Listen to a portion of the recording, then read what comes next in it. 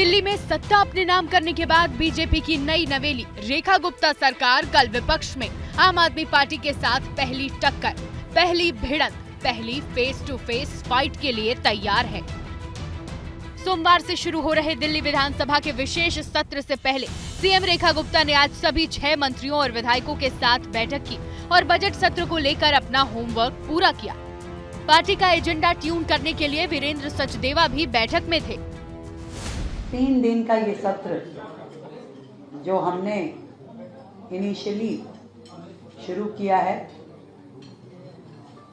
इसमें वो सारी काम जो दिल्ली की जनता के लिए होने हैं, जो दिल्ली की जनता के अधिकार हैं, वहां से शुरुआत होगी। रेखा गुप्ता तैयार है तो विपक्ष की नेता आतिशी भी तैयार है। बड़ा सवाल है कि पहली टक्कर किस मुद्दे पर होगी?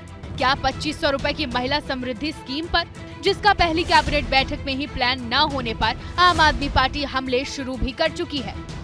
अब देखिए आज इसमें पॉलिटिकल ट्विस्ट कैसे आया। सीएम रेखा गुप्ता ने कहा कि बीजेपी अपना हर वादा निभाएगी, लेकिन इसी बयान में ये भी जोड़ दिया कि दिल्ली का खजाना लगभग खाली है। आज की सरकार का फाइनेंशियल स्टेटस देखते हैं तो सारे के सारे सरकारी खजाने खाली दिखाई देते हैं। ये दिल्ली की जनता के लिए एक रेगुलर फीचर है, एक रेगुलर काम है बहनों के लिए, और इसकी बहुत ही डिटेल्ड प्लानिंग के साथ में इसे हम जनता के बीच में लाएंगे, निश्चित लाएंगे, 1000% लेंगे। भारतीय जनता पार्टी की सरकार जिस दिन से बनेगी, वो अपने तथाकथित वादे, तथाकथित गारंटी पूरी करने से बचेंगे।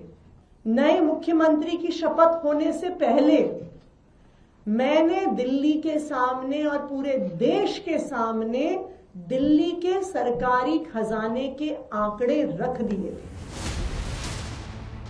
सीएम के मुंह से खजाना खाली शब्द सुनते ही आम आदमी पार्टी को नया मौका मिल गया। आतिशी ने दिन में दूसरी प्रेस कॉन्फ्रेंस की, कहा कि दिल्ली की महिलाएं खजाना खाली होने के बहाने से ही समझ जाएं कि उन्हें 2500 रुपए नहीं मिलने वाले। ये जुमला है। दोनों बयानों से बहुत कुछ अंदाजा लगाया जा सकता है कि कल दिल्ली विधानसभा के विशेष सत्र में पहली लड़ाई 2500 रुपए पर तय है। अब जानिए कि कल दिल्ली विधानसभा में क्या होगा। पहले दिन प्रोटेम स्पीकर सभी विधायकों को शपथ दिलाएंगे। इसके बाद विधानसभा के नए स्पीकर का चुनाव होगा। प्रोटेम स्पीकर की जिम्मेदारी 13 साल बाद विधानसभा पहुंचे अरविंदर सिंह लवली को दी गई है, जबकि विधानसभा अध्यक्ष पद के लिए पुराने भरोसेमंद विजेंद्र गुप्ता का नाम फाइनल है। विशेष सत्र के दूसरे दिन 25 फरवरी को उपराज्यपाल का अभिभाषण होगा। उसके बाद रेखा गुप्ता सरकार सदन में सबसे पहले वो काम करेगी जिसकी गारंटी खुद पीएम मोदी ने दी थी। मैं गारंटी दे रहा हूं, पहले विधानसभा सत्र में ही सीएजी की रिपोर्ट सदन में रखी जाएगी। सीएजी रिपोर्ट को रेखा सरकार आपकी पुरानी सरकार के दौरान हुए भ्रष्टाचार और घोटालों का दस्तावेज बता रही है। वहीं आम आदमी पार्टी कह रही है सीएजी रिपोर्ट बीजेपी का चुनावी हवा है। अगर सीएजी की रिपोर्ट में कुछ ऐसा है कि जनता का खाया गया है, तो यकीन जानिए नरेंद्र मोदी जी के सिपाही जो आज दिल्ली की सरकार में है, दिल्ली की सरकार दिल्ली की जनता के खाए हुए को जिन्होंने खाया है उनसे वापस लाकर दिखाएंगे।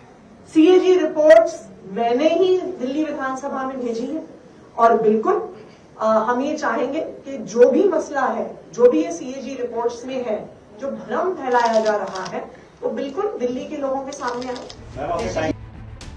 कुल मिलाकर दिल्ली विधानसभा का दंगल भी दमदार होने वाला है, ऐसा दिख रहा है।